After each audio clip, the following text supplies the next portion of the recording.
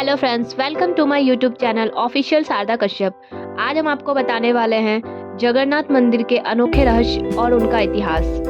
श्री जगन्नाथ मंदिर एक हिंदू मंदिर है जो भगवान जगन्नाथ अर्थात श्री कृष्ण को समर्पित है। यह भारत के ओडिशा राज्य के तटवर्ती शहर पुरी में स्थित है। जगन्नाथ शब्द का अर्थ है जगत के स्वामी। इस मंदिर को हिंदुओं के 4 धामों में से एक गिना जाता है।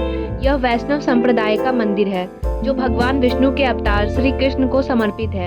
इस मंदिर का वार्षिक रथ यात्रा प्रसिद्ध है। इसमें मंदिर के तीनों मुख्य देवता भगवान जगन्नाथ, उनके बड़े भ्राता बलराम और बहन सुभद्रा तीनों 3 अलग अलग भव्य और सुसज्जित रथों में विराजमान होकर नगर की यात्रा को निकलते हैं। मान्यता है कि एक बार भगवान जगन्नाथ की बहन सुभद्रा ने उनसे नगर देखने की इच्छा जाहिर की तो वो उन्हें भाई बलराम के साथ रथ पर बैठाकर ये नगर दिखाने लाए थे। कहा जाता है कि इस दौरान भगवान जगन्नाथ अपनी मौसी के घर गुंडीचा भी पहुँचे और वहाँ पर 7 दिन ठहरे थे। अब इसी पौराणिक कथा को लेकर रथ यात्रा निकाली जाती है। क्या आपको पता है भगवान जगन्नाथ, बहन सुभद्रा और बड़े भाई बलराम जी तीनों की मूर्तियों में किसी के हाथ, पैर और पंजे क्यों नहीं होते हैं? इसके पीछे भी एक पौराणिक कथा यह है कि प्राचीन काल में इन मूर्तियों को बनाने का काम विश्वकर्मा जी करते थे। इनकी यह शर्त थी कि जब तक मूर्तियों को बनाने का काम पूरा नहीं हो जाएगा तब तक उनके कक्ष में कोई भी प्रवेश नहीं करेगा। लेकिन राजा ने उनके कक्ष का दरवाजा खोल दिया तो विश्वकर्मा जी ने मूर्तियों को बनाना बीच में ही छोड़ दिया। तब से मूर्तियां अधूरी रह गई जो कि आज तक पूरी नहीं हो पाई है।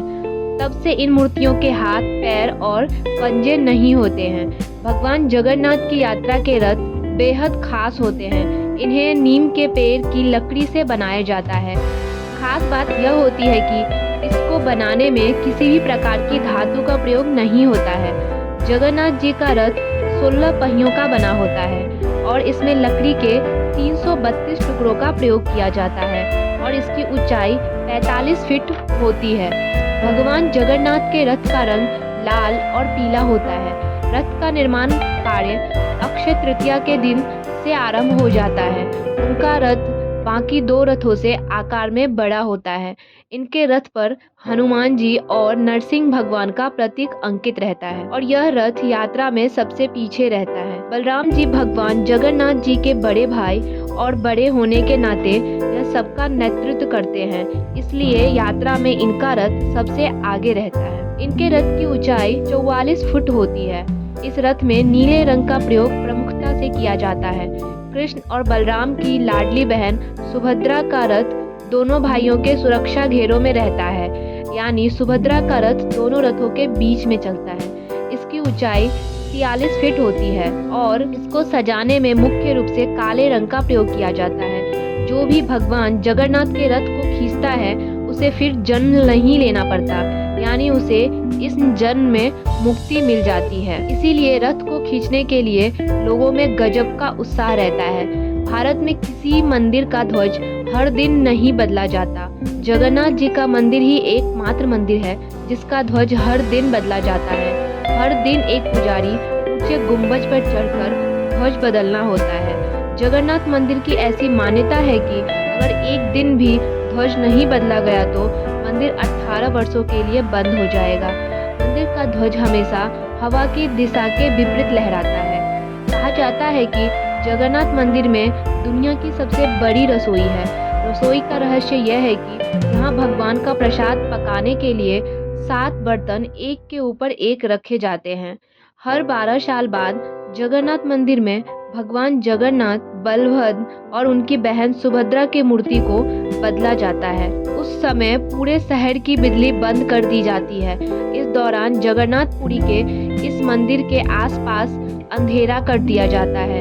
दिन के किसी भी समय जगन्नाथ मंदिर के मुख्य शिखर की परछाई नहीं बनती।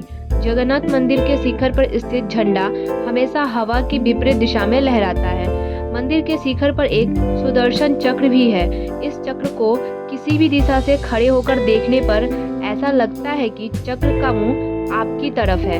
जगन्नाथपुरी में एकादशी को उल्टा लटका रखा है क्योंकि एकादशी माता ने महाप्रसाद का निरादन कर दिया था। जिसके दंड स्वरूप भगवान विष्णु जी ने उन्हें बंधक बनाकर उल्टा लटका रखा है। भगवान विष्णु ने कहा था कि मेरा प्रसाद मुझसे भी बड़ा है, जो भी व्यक्ति उनका व्रत करेगा उसे महाप्रसाद ग्रहण करना आवश्यक है।